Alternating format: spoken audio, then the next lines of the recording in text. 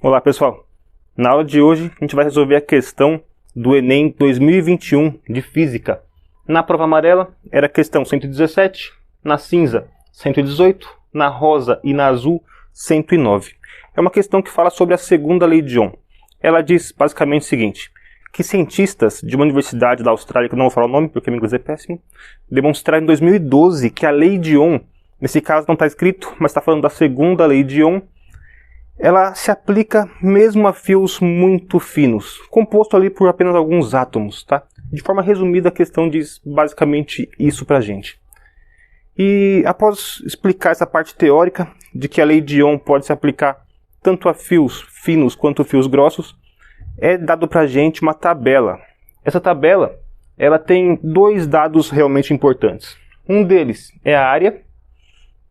Perceba que a área não está dada nem em milímetros quadrados, como é comum, nem em micrômetros quadrados, nem em metros quadrados. Simplesmente foi dado um valor numérico para a área. Tá bem? Mas o que importa é você saber que esse valor é maior do que esse valor. Então, tanto faz a unidade de medida, já que todos eles são o mesmo. Tá bom? Outro valor também que nos foi dado foi o comprimento. Mais uma vez, pode ser em metros, pode ser em centímetros, mas não importa. O que importa é que esse cara aqui é maior do que esse cara aqui. Então, entendendo isso, todos estão na mesma unidade de medida. Tanto faz se é metro, centímetro, quilômetro, é indiferente. E aqui temos a indicação de que o fio 1 vai ter uma resistência elétrica R1, o fio 2 vai ter uma resistência elétrica R2 e assim por diante. E aí então a questão nos pede para que colocamos isso aqui numa ordem crescente de resistência elétrica. Como que eu vou calcular a resistência elétrica? Utilizando a segunda lei de Ohm. Bom, a fórmula é a seguinte.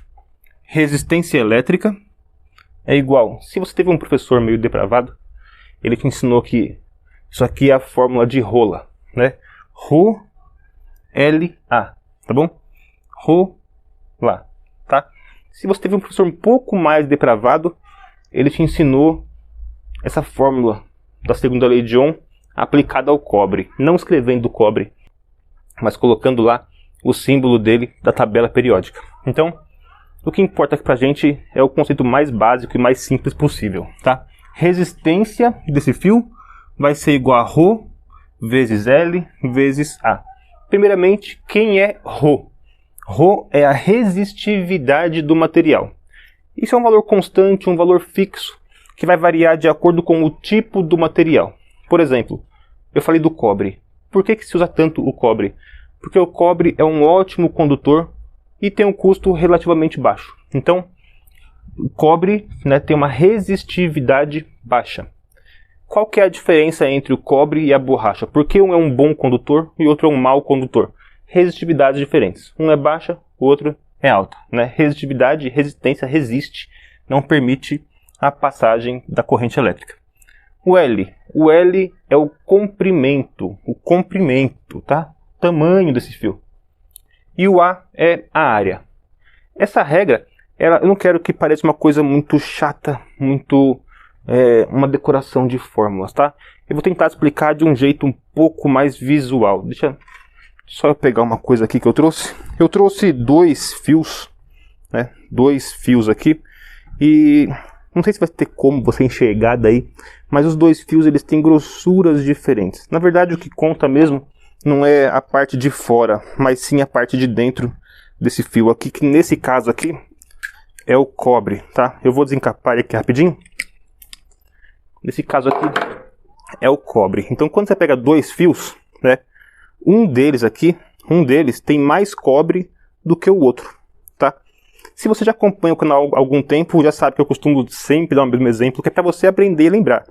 Eu sempre costumo relacionar, né, fazer uma equivalência ali com canos de água, porque é um dispositivo que eu consigo relacionar a grandeza da condução, do transporte de água de um lado para o outro ou corrente elétrica de um lado para o outro, né? Pensa num cano mais grosso e um cano mais fino.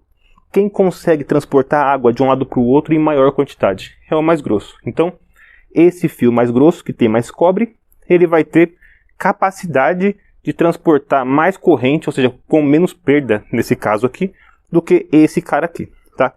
Mas não existe um condutor perfeito. Então, por conta disso, todo condutor que a gente utiliza hoje tem alguma perda de tensão, de corrente, de potência elétrica, de energia.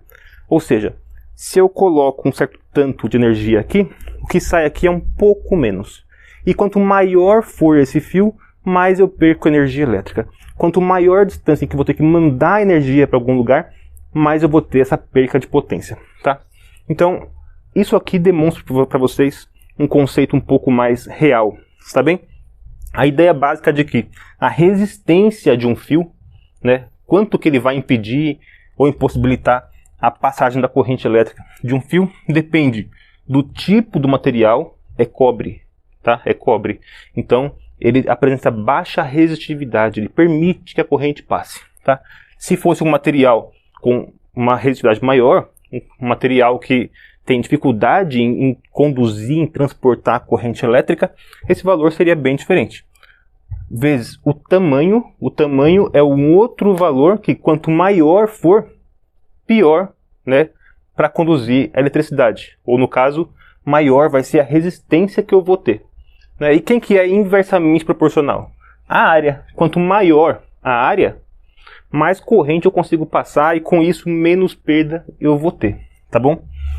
Mas aqui no caso, eu tenho um valor fixo e eu tenho também valores variáveis, né? Eu quero saber o quê? Eu quero saber a resistência. Quero saber a resistência. Então, vou calcular aqui, ó. Resistência 1. Já vou até colocar 1 aqui, ó. Resistência 1 vai ser igual Rho. Qual que é o valor de Rho? Tanto faz, né? Nem foi dado pra gente, simplesmente porque é uma constante, né? Então, como é uma constante, eu vou substituir por um número. Eu posso pôr qual número? Vou colocar 1, que é mais fácil, né? Então vai ficar 1 vezes alguma coisa é alguma coisa, tá bem? Então vai ficar assim, na verdade vai ficar comprimento dividido pela área.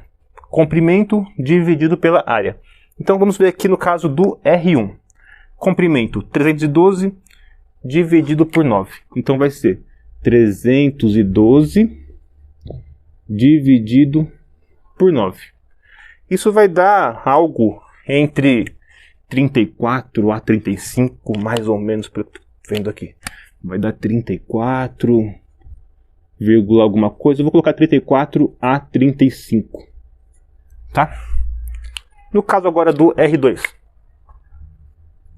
R2 vai ser igual 47 dividido por 4. 47 dividido por 4, certo? Tá aqui, R2. Que vai dar igual a 47 por 4, vai dar 11, alguma coisa. Eu vou colocar 11 a 12. Depois, se algum chegar muito perto, eu coloco a fração, tá? No caso agora aqui do R3. R3 vai ser igual 54 dividido por 2. 54 dividido por 2. Esse aqui vai dar redondo, né? Vai dar 27. E por último aqui, nosso fio 4, R4. 106 dividido por 1. Vou pôr aqui só para colocar, tá? R4 é igual 106 dividido por 1, que vai dar 106. Essa questão aqui é uma questão que eu particularmente, pessoalmente, considero difícil, porque esse é um tema que não cai sempre no Enem, nos vestibulares.